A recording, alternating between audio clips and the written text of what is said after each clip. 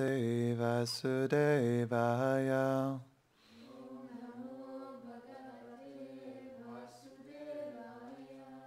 Om Namo Bhagavate Vasudevaya.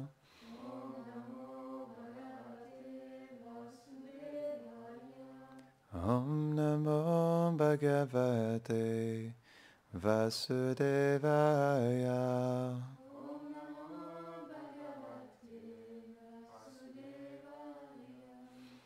Bonjour, bienvenue à Vraj Bhavan. Aujourd'hui, nous allons parler du Srimad Bhagavatam, premier chant, chapitre 8, verset 34. Bharavatarana... Oh, ok, attendez un instant. Bharavataranayanye Puvo Nava Ivodhadho Sidantya Puri Parena Jato Yatma Bhuvartita. Traduction. D'autres disent que tu es apparu en réponse aux prières de Brahma, afin de soulager la terre. Elle souffrait à cause du fardeau des hommes impies et cruels, comme un bateau surchargé sombrant dans la mer. Commentaire. Il existe dans l'univers une planète spirituelle sous le nom de Shvetadvip, où le Seigneur, l'âme suprême, réside dans sa forme de Kshirodakshay Vishnu. Quand survient un désordre universel que les demi-dieux ne peuvent résoudre, Brahma va alors voir le Seigneur et le prie d'apparaître afin d'alléger la terre de son fardeau.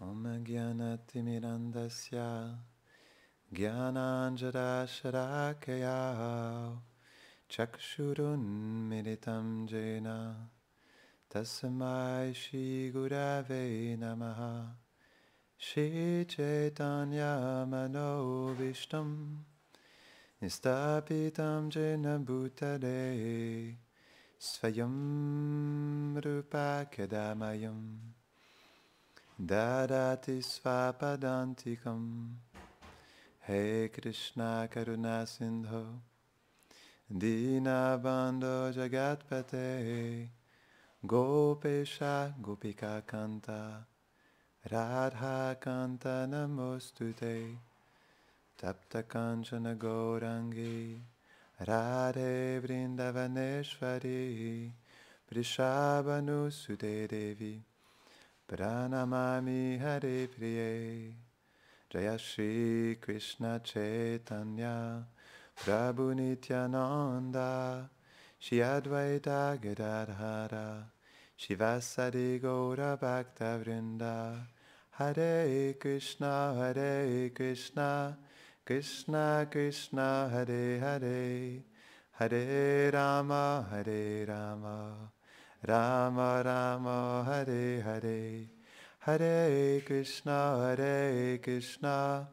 Krishna Krishna Hare Hare Hare Rama Rama Rama Hare Hare Vanchakalpatarubhyashta Kripa Sindhubhya eva cha Patitanam Pavanebhyo Vaishnavebhyo Namo Namaha Namahom Vishnupadaya Krishna Prishtaya Bhutadehe Srimate Bhaktivedanta Swaminiti Namine Namaste Sarasvati Deve Gauravani Pracharine Nirvishesha Shunyavadi Pashtyatade Shatadine.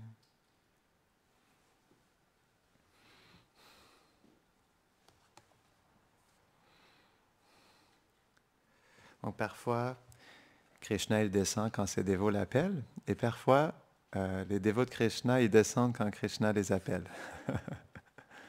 Ça dépend des fois. Aujourd'hui, j'aimerais vous partager une histoire très spéciale.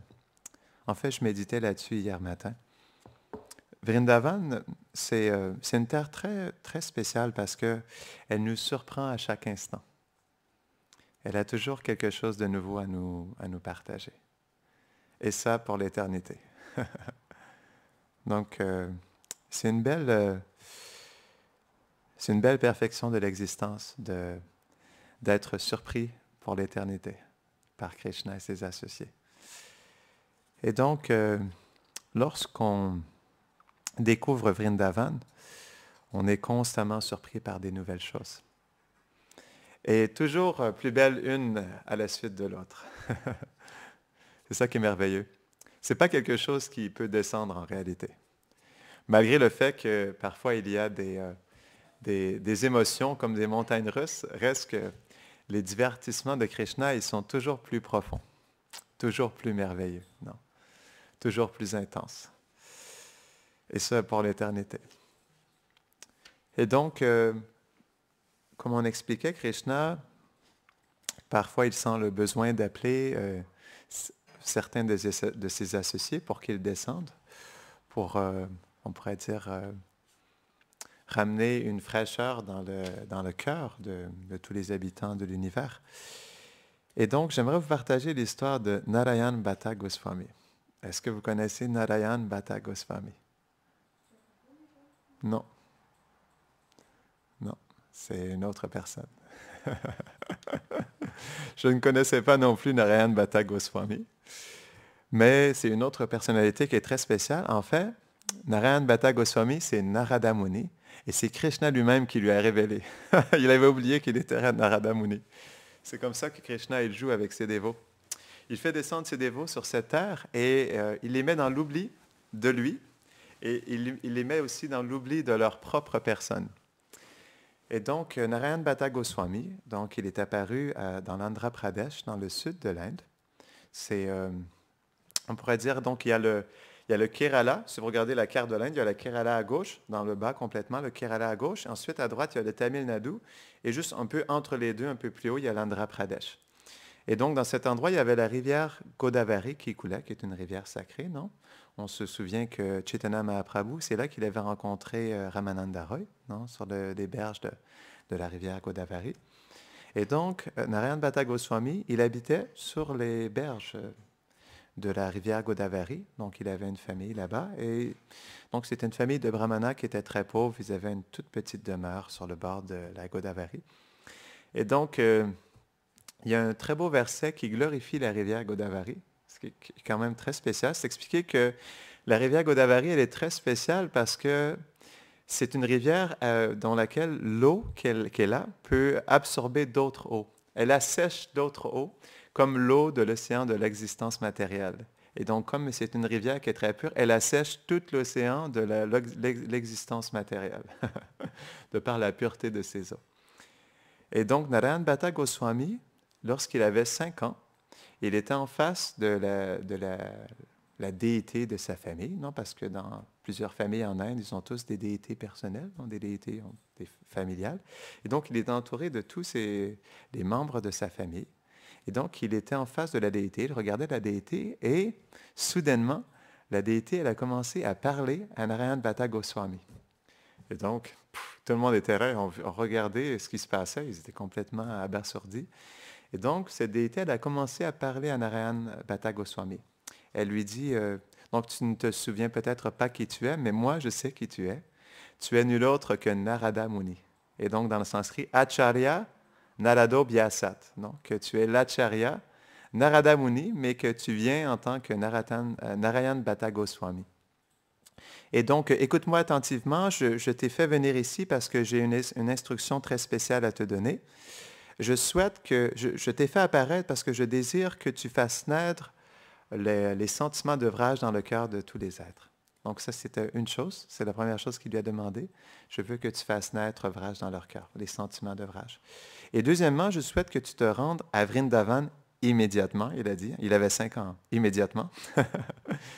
Et que tu te rendes à Vrindavan pour redécouvrir les lieux de divertissement perdus. Ce sont des lieux où moi, j'ai accompli mes divertissements et je souhaite les faire réapparaître pour le bienfait de tous les êtres. Donc, j'aimerais que tu te rendes à Vrindavan et que tu redécouvres tous ces endroits.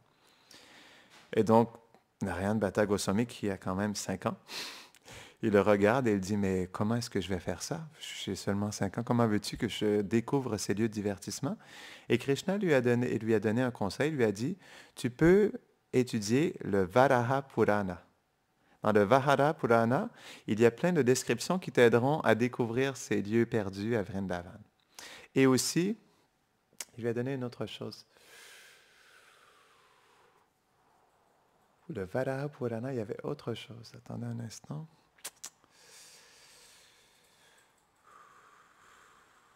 Je me souviens plus en tout cas. Donc, il y avait une deuxième chose aussi, mais donc il l'a instruit à apprendre la connaissance. Ah oui, d'accord. Il lui a dit, j'ai une déité à Vrindavan qui s'appelle Kama Gopal. Et donc, le jour où tu auras le darshan de cette déité, tu pourras découvrir, en fait, à travers ce darshan, tu pourras découvrir les secrets de Vrindavan. Et donc, ils ont continué à discuter comme ça. Et donc, il lui a dit, je veux que tu partes immédiatement. Et donc, à l'âge de 5 ans, Narayan Bhatta Goswami, il est parti immédiatement, seulement avec ce qu'il avait sur le dos, ce qu'il portait, et les instructions directes de Krishna sur sa tête.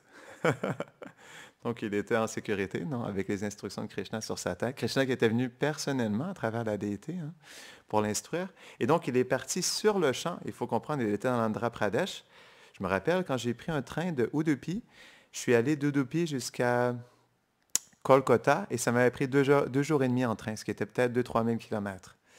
Donc, imaginez-vous se rendre jusqu'à Vrindavan du sud de l'Inde à pied à l'âge de 5 ans. Donc, ça a dû prendre des mois et des mois et des mois.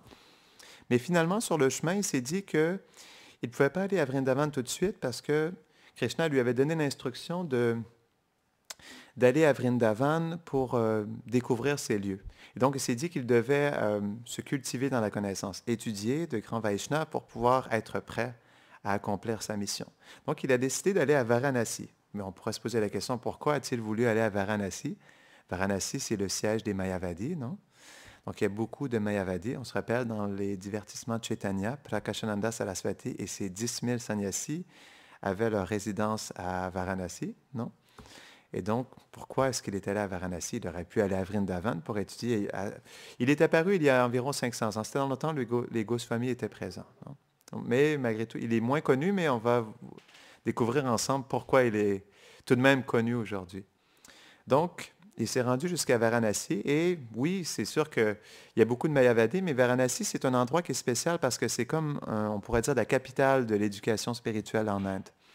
Donc, il y a beaucoup, beaucoup de sadhus et de professeurs, de gourous, mais il y a aussi des Vaishnavas qui sont présents. Donc, il s'est expliqué, il a passé 7 ans à Varanasi pour étudier des Vaishnavas, mais il n'y a pas beaucoup d'informations qu'est-ce qui s'est passé pendant ces 7 années, à part qu'il a, comment on dit en français, son association, elle était très douce et précieuse pour les habitants de Varanasi. Et donc, lorsqu'il avait 12 ans, alors, il a senti dans son cœur l'instruction de Krishna d'aller à Vrindavan et d'accomplir sa mission. Et donc, il est parti sur le champ, il est allé à Vrindavan. Et c'est expliqué, lorsqu'il est allé à Vrindavan, il est allé en premier, il est allé à Keshigat en premier. Et lorsqu'il est arrivé à Keshigat, il est resté à Keshigat pendant un certain moment.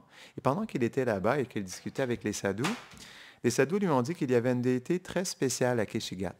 C'est une déité de Shyam, de Krishna, qui était très foncée, mais qui était très belle.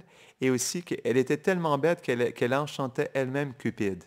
Et donc, quand il a entendu l'enchanteur de Cupide, il s'est dit, « Ah, mais en fait, la déité qu'on m'a demandé de chercher, c'était la déité de Kama Gopal, non? » Et donc, il s'est dit, c'est possiblement cette déité de Kama Gopal.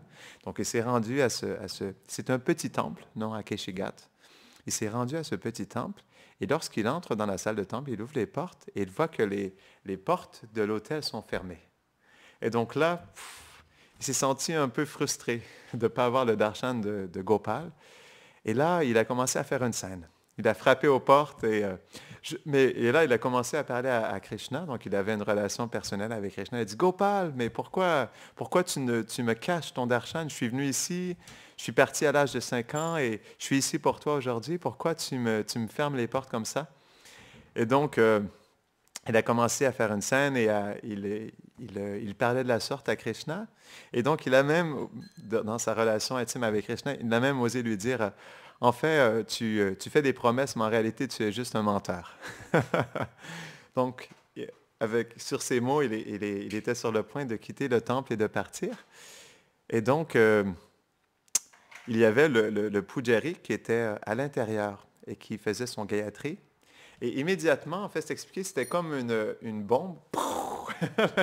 Les portes de l'hôtel ont comme explosé.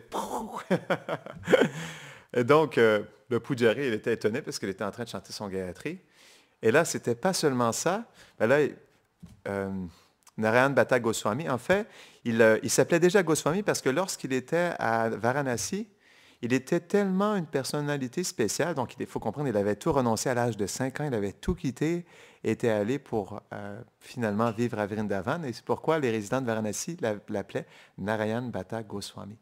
Et donc, il a vu la déité, et la déité, qui jouait de la flûte, Krishna, il a posé sa flûte sur le sol, il est sorti de l'autel, et il est allé face à face avec Narayan Bhatta Goswami. Et donc, c'est expliqué, il a pris son bras gauche, il a mis l'entour de l'épaule de Narayan Bhatta Goswami, il a regardé dans les yeux. Et donc, ils se sont regardés l'un l'autre, et Narayan Bhatta Goswami, lorsqu'il a pu être dans la compagnie de Krishna comme ça, lui a dit, « Oh, je m'excuse, en fait, tu réponds toujours à tes promesses, tu n'es pas un menteur, tu ne fais jamais aucun mensonge. » Et donc, ils se sont retrouvés comme ça et ils ont discuté un peu, puis à travers cette discussion, Krishna lui a fait comprendre qu'il était là pour lui, puis qu'il allait l'aider à accomplir sa mission à Vrindavan. Donc, il est remonté sur l'autel et naturellement, le pujari qui s'appelait Krishnadas Paramachari, qui était en train de chanter Gayatri, naturellement, il a dû arrêter de chanter son Gayatri. Et là, il était en train de regarder cette scène, non? Et s'est dit, oh, en fait, moi, j'ai 86 ans, ça fait plus de 50 ans que j'adore cette déité et Krishna ne m'a jamais parlé. Comment se fait-il qu'il parle à ce jeune garçon de 12 ans? Et en plus, comme Narayan Bhatta Goswami est un renonçant, il était juste habillé avec un copine, non? Avec son japa et avec un petit pot d'eau. Donc, il s'est dit, mais qui est cette personne? Donc, il est allé voir ce jeune garçon. Donc, ils ont commencé à discuter et c'est expliqué qu'ils ont développé une profonde relation l'un envers l'autre. Et même, en fait, ce pujari, ce brahmachari, il est devenu le maître spirituel de Narayan Bhatta Goswami. Il est devenu son Diksha Guru, donc il l'a initié dans les mantras. Et ensemble, ils ont déménagé à Ujjain. Est-ce que vous savez qu'est-ce que Ujjain? Vous rappelez-vous quel est le village de Ujjain? Ujjain est le village de Lalita Sakhi, non?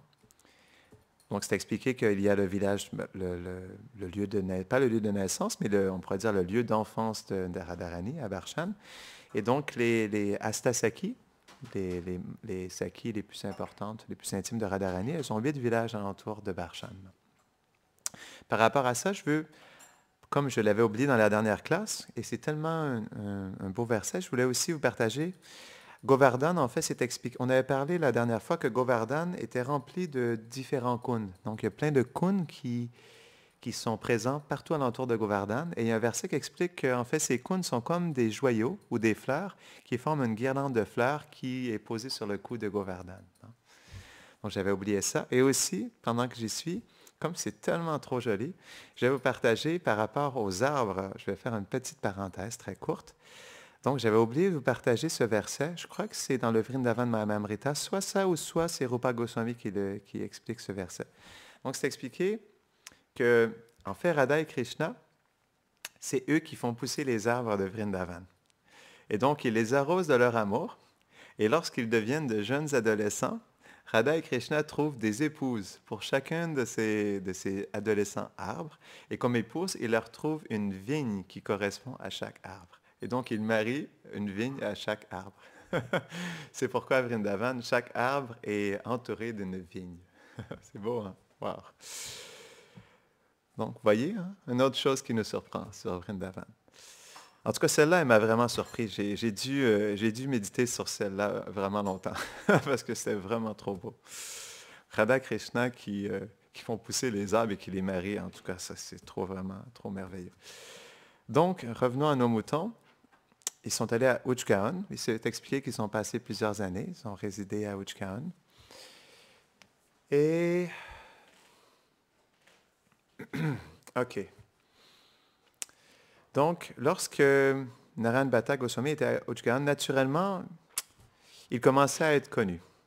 Pourquoi? Parce que lorsqu'il était à Ujjain, en fait, Radharani est apparue dans un rêve à Narayan Bhatta Goswami et lui a dit qu'elle avait une déité très spéciale de elle, Shriji, qui était enfouie sous la terre non loin de Ujjain. En fait, non, excusez-moi, c'était non loin de Barsham, du palais de Vrishabhanu Maharaj. Et donc, finalement, il est allé, il a trouvé cette déité de Shriji, et c'est la déité qui est présente dans le temple du palais de Vrishabhanu Maharaj aujourd'hui, la déité de Radharani. Et donc, c'est lui qui a trouvé cette déité, et c'est une déité qui est très fameuse. Et c'est une déité qui a été faite par le roi Vashranava. Et je me disais, mais en réalité, il a fait combien de déités, ce roi? Parce qu'on entend tellement d'histoires de Madhavendra Puri, des Goswamis, de Narayan Bhatta, et tellement d'autres Goswamis, non? Qui ont trouvé des déités spéciales à Vrindavan. Je me suis dit, mais il a dû faire des centaines et des centaines de déités. Hein? Mais c'est des déités aussi qui sont très spéciales. En tout cas, ça devait être une personnalité vraiment extraordinaire, le roi Vashranava. Il faudrait faire des recherches pour savoir quelle sorte de déité il a construit et tout. Mais en fait, c'est expliqué que, comme par exemple les déités principales de Vrindavan, Radha Govinda, Radha Gopinath, Radha Madan Mohan, c'est expliqué que, en fait, chacune de ces déités représente parfaitement une partie du corps de Krishna. Et Radha Gopinath est le visage de Krishna, non? Donc Radha Madan Mohan, je crois que c'est ses pieds. Et, Radha Govinda, c'est ses pieds. Radha Madan Mohan, je crois que c'est sa poitrine. Et Radha Gopinath, c'est son visage, non? Et donc, Vajranabha, c'était si je me rappelle bien, c'était le neveu d'Uttara. En tout cas, il était près d'Uttara. Et donc, comme Uttara l'avait rencontré Krishna personnellement, elle a pu lui décrire la forme de Krishna. Et à travers ça, il a façonné des déités, dont la déité de Radha Madan Mohan, Govinda et Gopinath. Non? Et donc, il a fait toutes sortes de déités qui ont été enfouies. Il faut comprendre que lorsqu'une autre religion est venue envahir l'Inde, donc toutes les Goswamis, et même avant ça aussi, il y a eu d'autres invasions. Donc, ça a duré pendant plusieurs centaines d'années. Et donc, les Vrajavasi qui étaient présents ont enfoui en dessous des kunds. Des fois c'était dans l'eau des kunds. Parfois, c'était enfoui sous la terre pour pouvoir préserver, en fait, ces déités spéciales. Donc, il a découvert la déité de Sriji, mais il a découvert d'autres déités ici aussi, dont une déité de Balaram. Un jour, il dormait, et donc Balaram lui est apparu en rêve et lui a dit qu'il avait une déité de lui très spéciale qui était enfouie non loin de la résidence de Narayan Bhatta Goswami. Et il lui a dit, en fait, cet endroit est très spécial et tu pourras trouver cette déité, tu verras qu'elle a une belle forme d'Anantashesh au-dessus de ma tête, non? Et donc, c'est expliqué que lorsqu'il s'est réveillé le matin, premièrement, il trouvait ça spécial de faire un rêve où Balaram lui disait qu'il avait caché une déité quelque part. Donc, ça lui a pris quelques instants avant de revenir à ses esprits. Il était trop absorbé dans le darshan de Balaram. Et donc, finalement, c'est expliqué qu'il ne savait pas trop où aller, mais Balaram, il l'a inspiré dans son cœur. Il a été guidé et il est allé jusqu'à cet endroit. Et finalement, lorsqu'il cherchait, il ne savait pas trop quoi faire, et Balaram est apparu dans son cœur et lui a dit que « Ne t'en fais pas, je ne suis pas enfoui très loin. Je suis enfoui dans une profondeur de 7 fois ta main. Et tu as juste à creuser un peu et tu trouveras ma déité. » Et donc, il a été encouragé par cela, puis il a commencé à creuser, creuser. Et il a vu que c'était une immense déité, premièrement. Et en fait, j'ai oublié de dire, Balaram, il lui a dit, tu verras, cette déité, elle est spéciale parce qu'elle est la couleur de mon teint. Elle est blanche, en fait, comme mon teint, comme le cristal. Et donc, lorsqu'il a commencé à creuser dans la terre, il a vu sur le dessus apparaître la forme de Anantashesh, et donc il a compris que c'était la déité de Balaram. Et malgré le fait que c'était une très grosse déité de Balaram qui est encore adorée de nos jours à Vrindavan, je ne sais pas exactement c'est dans quel temple, il faudrait faire des recherches, mais malgré le fait qu'elle était très lourde et très grande, par lui-même, par la puissance de Balaram, il a réussi à sortir la déité de Balaram et à l'installer et ensuite à l'adorer. Donc, il y a une autre histoire par rapport à ces déités cachées, mais je voudrais revenir un peu à l'histoire de Narayan Bhatta Goswami. Donc, il a eu il était en fait en séclusion. C'est pourquoi aussi il est resté à Ujjain. Comme c'est un petit village, c'était pas un village. Il faut comprendre qu'à ce moment, c'était la jungle. Ce n'était pas comme aujourd'hui. C'est pourquoi lorsque Naragunadas Goswami il méditait sur les berges de Radhakund, qu'il y a eu 2 tigres qui sont venus le voir.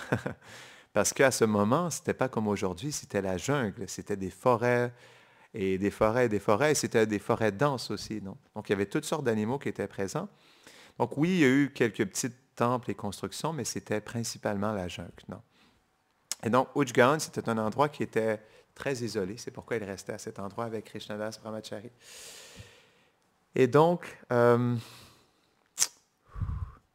OK. Il y a plein d'histoires à raconter avec Narayana Bhatta Goswami. Donc, il est devenu très fameux par la déité de Shriji qu'il avait découvert, par la déité de Balaram, et par le fait qu'à 5 ans, il avait quitté sa famille et qu'à 12 ans, il était devenu un Goswami. Donc, les Goswamis qui sont devenus de tels acharyas à un jeune âge, il y a d'autres exemples aussi, comme par exemple, Shankaracharya, il est parti à 5 ans et peut-être à 7-8 ans, il est devenu sannyas. Donc, il y a d'autres histoires comme ça de jeunes garçons. Il y a Dhruva Maharaj, donc Prahlad Maharaj. Mais quand même, l'histoire de Narayana Bhatta Goswami, elle est tout de même spéciale, je trouve. Et donc, il avait 12 ans, il était devenu très fameux. Et donc, à ce moment-là, l'empereur, pas de tout l'Inde, parce que l'empereur, à ce moment-là, de cette religion qui avait, on pourrait dire, envahi l'Inde, il était l'empereur de tout, on pourrait dire, de la moitié de l'Inde, de tout le nord de l'Inde. Il s'appelait l'empereur Akbar, Akbar le Grand. Et c'est un empereur qui était très spécial parce que comparé à Aurangzeb, non? Aurangzeb qui a fait détruire plein de temples à Vrindavan, qui a fait détruire des déités très spéciales à Vrindavan, qui sont disparues aujourd'hui. Hein. C'est expliqué par exemple que le temple de Radha, la déité de Rupa Goswami, c'est Radha Govinda, non? Le temple de Radha Govinda, il avait été construit par un roi qui était, comment il s'appelait? Je crois que c'était quelque chose Singh. Je ne me rappelle plus complètement de son nom, mais ce roi-là, il avait fait construire un temple de 12 étages. Et c'est pourquoi Aurangzeb l'avait fait détruire, parce que de sa capitale, je crois que c'était à Agra, il voyait cet immense temple de sa capitale. Il était enragé de ça. Il avait fait détruire presque tout le temple. Donc aujourd'hui, il ne reste que 5 étages sur les 12 étages. Donc imaginez-vous, c'était presque 3 fois plus grand le temple à l'époque. Et donc, Akbar le Grand, c'était un empereur qui était spécial parce qu'il était favorable par rapport aux autres religions. Il était très pieux et il organisait aussi parfois des rencontres entre les plus grands sages, les plus grands érudits des différentes religions. Et il appréciait particulièrement les Goswamis et les Vaishnavas. Non? Il appréciait leur qualité Vaishnave, leur pureté de cœur et aussi leur pouvoir mystique. Non? Aussi, si je me rappelle bien, Akbar le Grand, il avait aussi rencontré Jiva Goswami et dans leur rencontre, il avait aidé Jiva Goswami à construire un temple à Vrindavan. Et donc, Akbar le Grand, il avait entendu parler des gloires de Narayana Bhatta Goswami qui avait seulement 12 ans et il désirait intensément rencontrer Narayana Bhatta Goswami. Et comme c'est un empereur, quand l'empereur désire quelque chose, ça se fait. Donc, ça expliquait que il souhaitait tellement rencontrer Narayana Bhatta Goswami qu'il a envoyé 1000 soldats et des centaines de chevaux et un immense éléphant avec un palanquin pour ramener Narayana Bhatta Goswami. Et donc, Narayana Bhatta Goswami, c'est expliqué qu'il se cachait de tous, mais il a été obligé de rencontrer une personnalité, la personnalité d'Akbar le Grand. Et ça a été une rencontre spéciale. Donc, à un moment donné, il était en train de faire son bhajan. Il était assis paisiblement à chanter le Mahamantra. Et il entend des bruits. Et là, il se demande qu'est-ce qui se passe. Parce qu'il était dans le petit village de Ujgaon. Même aujourd'hui, si vous allez à Ujgaon, c'est très petit, le village de Ujgaon. C'est minuscule. Hein. Et pour ceux qui ne se rappellent pas exactement c'est où, c'est à côté de Saki Parvat, la montagne des Sakis. On est déjà allé avec Gurudev. Donc, il a été un peu sorti de son extase, et donc il se demandait qu'est-ce qui se passait, parce qu'il y avait beaucoup de bruit, il faut comprendre. Hein? 1000 soldats, des centaines de chevaux et un immense éléphant, ça ne passe pas inaperçu. Et donc, il se demandait qu'est-ce qui se passait, il regarde autour de lui, puis finalement, il voit tout ce groupe, cet immense groupe de soldats, de chevaux et cet immense éléphant. Et donc, les soldats viennent le voir et lui disent, on est venu sous l'ordre de notre empereur, Akbar le Grand, et il désire ardemment vous rencontrer. Et donc, Narayana Bhatta Goswami, il avait 12 ans, jeune garçon, et il s'est senti obligé d'aller. C'est pas qu'il voulait y aller nécessairement, mais il s'est senti obligé de suivre, parce qu'ils n'allaient pas repartir bredouille. Donc finalement, ils ont pris le jeune garçon, le jeune Goswami, ils l'ont posé sur un magnifique palanquin sur l'éléphant. Et donc, s'expliquer, ça a pris des jours jusqu'à temps qu'ils se rendent jusqu'à Delhi, parce que à ce moment-là, les empereurs, comme l'empereur Akbar, habitaient dans le fort rouge à Delhi. Et si vous allez aujourd'hui à New Delhi, il y a toujours en fait ce fort rouge qui est présent. Et on peut visiter cet endroit, non? Ce serait spécial quand même, parce que Narayana Bhatta Goswami, il est allé à cet endroit pour rencontrer Akbar le Grand. Et donc, ça a pris des jours avant qu'ils se rendent jusqu'à Delhi. Et lorsqu'ils sont arrivés à Delhi, comme en fait, le Akbar le Grand, il appréciait les Vaishnavas, il savait que c'était une personnalité spéciale. Pour l'accueillir parfaitement, donc il y avait des milliers de personnes qui sont allées au portail du palais pour accueillir Narayana Bhatta Goswami. Et quand Narayana Bhatta Goswami, il a vu ça, il s'est dit, mais pourquoi il m'accueille avec autant de pompe? Il devrait plutôt accueillir Krishna de la sorte. C'est pas moi qui serais supposé être sur le palanquin, ça devrait être Krishna. Il devrait amener une déité de Krishna de Vrindavan et l'installer dans leur palais. Ça serait une meilleure activité. Donc, il comprenait pas ce qui se passait. Et donc, s'expliquer qu'il a été vraiment accueilli comme une personnalité vraiment spéciale. Donc, il est descendu d'éléphant, donc ils ont pris un autre petit palanquin et ils ont amené Narayana Bhatta Goswami jusqu'au quartier personnel non, de Akbar le Grand. Et c'est expliqué que lorsque Akbar le Grand, il était sur son trône, lorsqu'il est entré dans la salle du trône, la salle de l'empereur, lorsque Akbar le Grand, il a vu Narayana Bhatta Goswami, il est sorti de son trône et s'est agenouillé complètement sur le sol lorsqu'il a vu le jeune sage. Et même, il était tellement agenouillé complètement en Dandavat que sa couronne allait tomber sur le sol. Et donc, il a accueilli Narayana Bhatta Goswami avec beaucoup de respect. Et lorsqu'il l'a rencontré, il lui a dit merci, je souhaitais ardemment te rencontrer, j'avais entendu parler de tes gloires. Et je t'ai invité ici aujourd'hui pour pouvoir avoir ton darshan et pour pouvoir recevoir de la connaissance de toi. Et donc, il lui a exprimé, il lui a dit, donc, je suis l'empereur Akbar et je souhaite exprimer que tout ce que je possède dans tout le royaume, tu peux en faire ce que tu souhaites. Donc, demande-moi ce que tu veux, c'est à ta disposition. Donc, il était tellement impressionné par ce jeune garçon qu'il voulait lui donner tout ce qu'il désirait. Non? Il lui a dit, décide ce que tu souhaites dans ce royaume et ce sera tien. Non, ça sera à toi. Et donc, Narayana Bhatta Goswami, non, en copine, il avait son japa, il chantait le Mahamantra. Il lui a dit, je n'ai aucune graine de désir dans mon cœur, de toutes ces richesses matérielles. La seule chose que je désire, c'est m'absorber dans le mantra Hare Krishna. Et là, il commence à chanter Hare Krishna, Krishna Krishna, Hare Hare, Hare Rama, Rama Rama, Hare. Et donc, l'empereur, wow! Il regarde le jeune absorbé dans son bhajan et se dit, wow, ok, ça c'est une personnalité spéciale.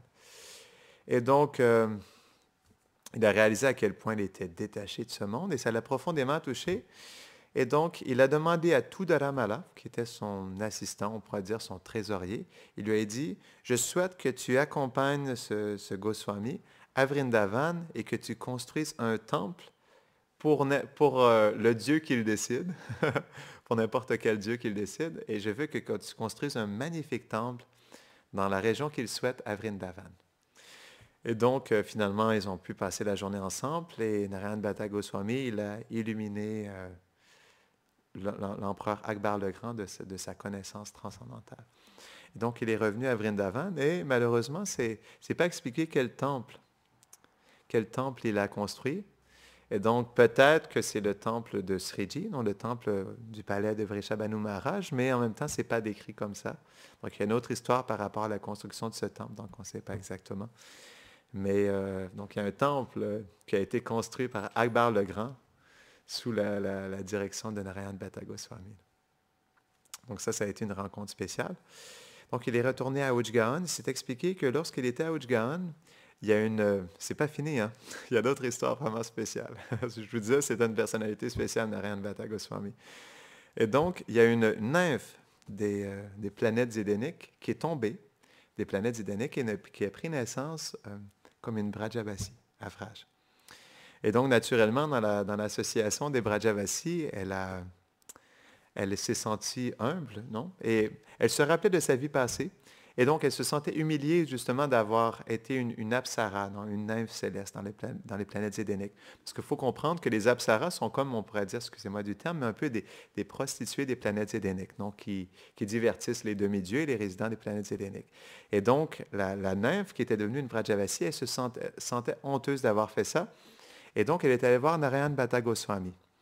Elle a frappé à sa porte et lui a dit, donc, dans ma vie précédente, j'étais une nymphe des planètes édéniques, une apsara, et je me sens honteuse d'avoir eu cette profession. Et je souhaite purifier mon cœur. Est-ce que tu peux m'initier dans un mantra qui pourra purifier mon cœur et me permettre de devenir une réelle résidente de Vrindavan?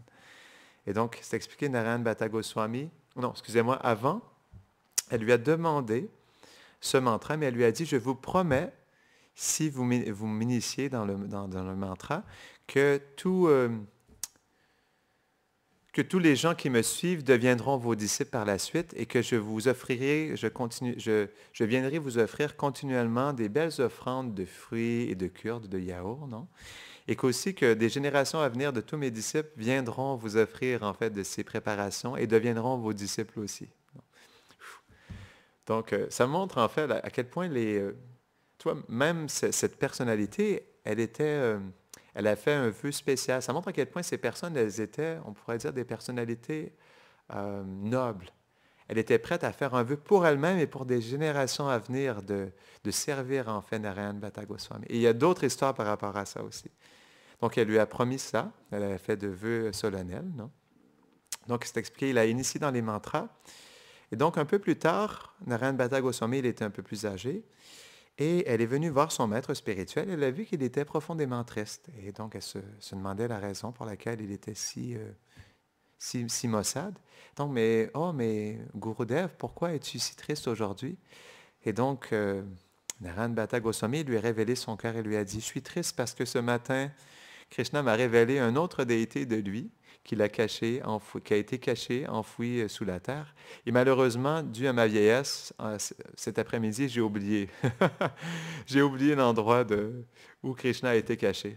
Et donc, l'Apsara, je ne sais pas son nom exactement, mais elle lui a dit, ne vous en faites pas, maître, grâce à mes pouvoirs mystiques d'Apsara, je pourrai finalement les utiliser pour quelque chose de bien et je vais vous aider, avec mes pouvoirs mystiques, à trouver cette déité de Krishna. Et donc, c'est expliqué avec son maître spirituel qui était devenu âgé. Ils sont allés un peu plus loin dans la forêt. Et donc, elle a réussi à trouver, par ses pouvoirs mystiques, elle a réussi à trouver la déité de Krishna qui était enfouie. Et donc, ils ont commencé ensemble à creuser pour trouver la déité. Et lorsque Narayana Bhatta Goswami il a trouvé la déité, elle était tellement belle, il était premièrement très satisfait de sa disciple. Il ressentait une gratitude pour elle. Et quand il a vu une déité, son cœur a fondu et il avait encore plus de gratitude pour sa disciple. Et c'est expliqué une fois qu'ils ont sorti la déité, il a pris une branche, un bâton, une branche d'un arbre. Il a donné un petit coup sur la tête de l'Apsara, en tout cas l'ancienne Apsara, et immédiatement, elle a pris sa forme transcendantale de Vrindavan, son Siddhadeha. Et immédiatement, avec cette forme transcendantale, et il y avait plein de personnes qui étaient présentes, elle est montée en fait vers Vrindavan, et ils ont tous vu ça en fait, ils ont vu dans son corps transcendantal retourner à Goloka Vrindavan. Wow! Donc il y a d'autres exemples comme ça aussi. Par exemple, Ramanujacharya, il avait du prashad d'une déité qui l'honorait. Donc, c'était devenu du Mahaprashad. Il a pris quelques morceaux du Mahaprashad qu'il a lancé dans la rivière. Et donc, il y a quelques poissons qui ont mangé ce Mahaprashad et immédiatement, ils ont été transformés dans leur forme de Vaikuntha et ils ont été apportés jusqu'au monde transcendantal. Il y a aussi, par rapport à ça, l'histoire du chien de Shivananda Sen, non, un chien très spécial que Chaitanya Mahaprabhu lui-même, il avait affectionné, il lui avait donné lui-même de son prashad. Et ensuite, ça a été vu par plein d'associés de Chaitanya Mahaprabhu. Donc, il y a eu c'est expliqué, un aéronef, mais de fleurs. Parfois, il y en a qui sont faits en forme de cygne, parfois en forme de fleurs, non? Donc, en forme de fleurs qui est apparu et donc, il y a des résidents de excusez-moi. Il y a des résidents de Vaikuntha Loka qui sont apparus, qui ont pris le chien, qui l'ont posé sur le vaisseau et qui l'ont amené jusqu'au monde transcendantal. Wow! Donc, il y a plein d'histoires comme ça. Il y a Tukaram aussi. Wow! on va la raconter. Est-ce que vous avez déjà entendu parler de l'histoire de Toukaram? Peut-être qu'un jour, on pourra la raconter, pas aujourd'hui. Mais Toukaram, très belle personnalité aussi. Donc, il adorait la déité de Vital. Et c'est expliqué, il y avait 300 personnes qui étaient présentes. Il était sur le bord d'une rivière. Et donc, il y a des résidents du monde transcendantal qui sont venus le chercher avec un vaisseau. Donc, cette fois-ci, je pense que c'était en forme de cygne. Et donc, ils se sont posés sur le sol. Et en fait, Toukaram, il a invité sa femme à venir avec lui. Il n'a pas voulu. Il n'a pas voulu l'accompagner pour retourner dans le monde transcendantal. Ouais, c'est triste, hein? Mais en fait, ils étaient 300 personnes qui ont vu Toukaram retourner dans le monde transcendantal. Donc, il a écrit plein de bhajans, il chantait constamment, il avait un instrument spécial, c'était comme deux clochettes qu'il faisait frapper avec ses doigts comme ça. Donc, une très belle personnalité. Un jour, on racontera son histoire. Donc, lui aussi, plein de personnes l'ont vu retourner au monde transcendantal de leurs propres yeux. Ça doit être spécial quand même. Et donc, elle est retournée au monde transcendantal. Et il y a d'autres personnalités aussi qui sont venues pour avoir les bénédictions de Narayana Bhatta Goswami. Donc, il y a un père qui ne réussissait pas à avoir d'enfant. Et donc, c'est expliqué qu'il a approché Narayana Bhatta Goswami. Et encore une fois, il lui a demandé pour des bénédictions de recevoir un enfant, mais il lui a promis, il a voulu faire le vœu aussi que lui, toute sa famille allait le servir, mais aussi que des générations entières aussi allaient le servir. Non? Et encore aujourd'hui, les générations de ce brahmana qui a eu la bénédiction de Narayana Bhatta Goswami, c'est eux, dans le petit village de Ujjain, qui s'occupent du samadhi de Narayana Bhatta Goswami. C'est un très beau samadhi, et malgré le fait que c'est un petit village, il est très bien entretenu, très propre, avec plein de fleurs qui l'entourent. Non? Donc aujourd'hui, si vous allez à Ujjain, ces personnes sont les descendants en fait de ce brahmana. Donc, il a reçu les bénédictions pour avoir des enfants. Il a eu plusieurs des enfants. Ils étaient heureux à Ujjain. Ils vécurent heureux et eurent plusieurs enfants à Ujjain. Et donc, il y a aussi une autre personne qui est venue pour demander la même chose. Et lui, en fait, lorsqu'il lui a demandé d'avoir les bénédictions, d'avoir des enfants, il lui a dit, « Je fais le vœu et je vous promets que je vous servirai humblement. » Que moi et ma famille, nous vous servirons de tout notre cœur, humblement. Et Narayana Bhatta Goswami, il lui a donné une instruction très spéciale quand même. Wow! Il lui a donné l'instruction à lui et sa famille de faire des festivals plutôt des pièces de théâtre, des festivals avec des pièces de théâtre pour, on pourrait dire, en anglais, on dit reenact, pour présenter la danse rasa. Et donc, cette famille et les générations à venir, et encore aujourd'hui, c'est le groupe principal à Vrindavan qui organise des spectacles de la danse rasa. Donc, à Vrindavan, il y a des spectacles traditionnels où les enfants, où ils représentent en fait la danse rasa. Et donc, c'est de cette famille qui, génération en génération, que ce festival continue à Vrindavan. Wow! Tellement spécial. Hein? Donc, est-ce que j'ai rien oublié sur Narayana Bhatta Goswami? C'est tout ce que je me souviens sur Narayana Bhatta Goswami. Je voulais terminer aussi avec une forêt de Vrindavan. Comme on est un peu dans le thème des forêts de Vrindavan, je voulais vous parler un peu de la forêt des lotus, Kumudavan. Donc, c'est une des 12 forêts principales à Vrindavan, mais c'est la plus petite des 12 forêts principales. Elle est seulement 1 kilomètre en circonférence. Et à l'époque, c'était une forêt qui était très dense avec plusieurs lacs, non? Remplis de lotus, naturellement. Mais aujourd'hui, si on y va, il y a un village qui est présent à cet endroit, malheureusement. Mais dans le temps des Goswamis, la plupart des forêts de Vrindavan étaient toujours présentes. Malheureusement, aujourd'hui, plus de 60% de ces forêts ont disparu à Vrindavan. Et des lieux de divertissement. Et de plus en plus, en fait, ça disparaît. C'est normal parce que c'est le désir de Krishna dans Kali Yuga de recouvrir complètement sa demeure éternelle, pour ensuite redécouvrir Nabadwip. Donc, c'est à travers Nabadwip qui va libérer les êtres. Donc, Kumudavan, c'est ce qui s'appelle la forêt des lotus. Et c'est une forêt qui est très spéciale. Ce sont des lotus qui sont éclos seulement la nuit. Des lotus blancs. Et pas des lotus bleus, que des lotus blancs et parfois des lotus roses ou rouges. Et ce sont des lotus, comme on l'expliquait, qui éclosent seulement la nuit. Et ils éclosent par la lumière de la lune. Et donc, il y a un poète qui n'a pas laissé son nom, malheureusement, et qui explique un très beau verset, très poétique par rapport au lotus, en fait, au lotus de Kumudavan. Il explique que, j'essaie de me rappeler le détail,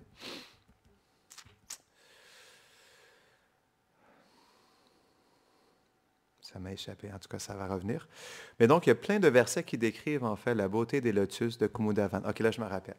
Donc c'est expliqué que ces lotus s'appellent Kumuda, non? Et aussi la lune s'appelle Komudi, non? C'est un autre nom pour la lune, et c'est la lune qui, on pourrait dire, fait éclore les fleurs de lotus. Et la lune s'appelle aussi Kumuda Bandhu, l'amie des fleurs de lotus, parce que c'est elle qui fait éclore les fleurs de lotus. Tellement joli, Kumuda Bandhu, un autre nom pour la lune. Et donc, il y a certaines fleurs de lotus qui sont éclos le jour et certaines qui sont éclos la nuit, non?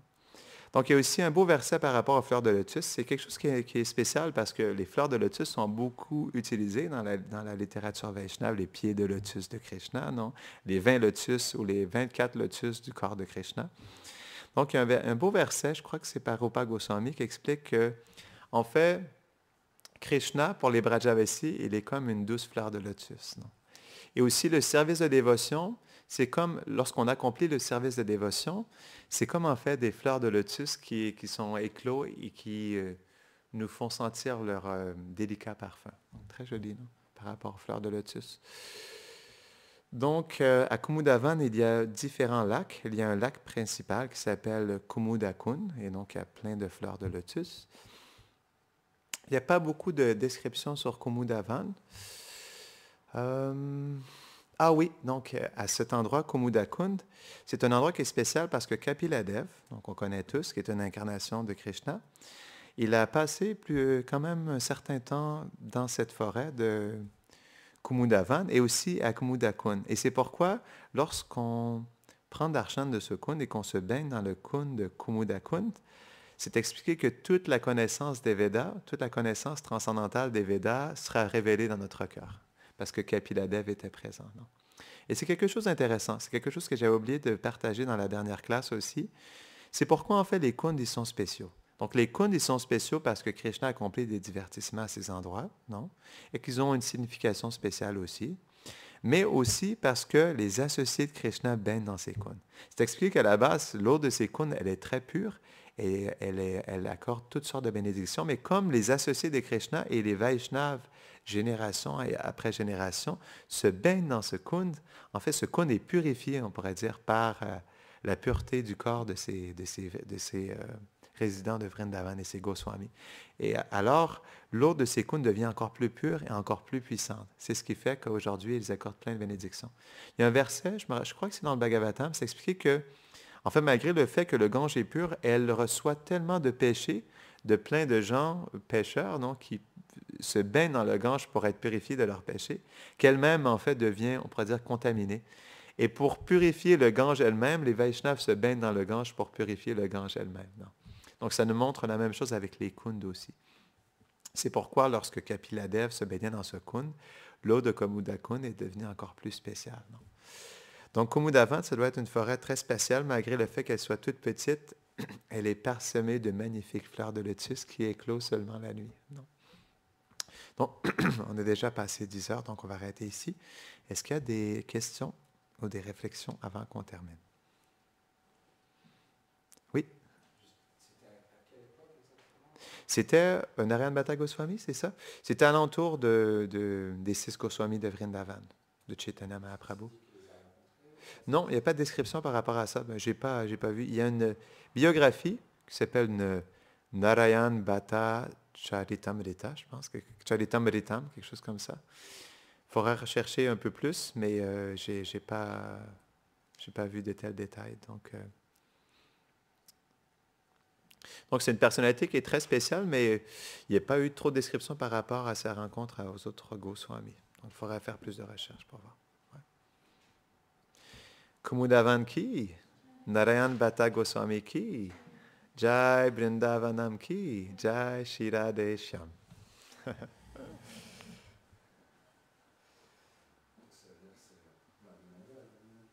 Ouais.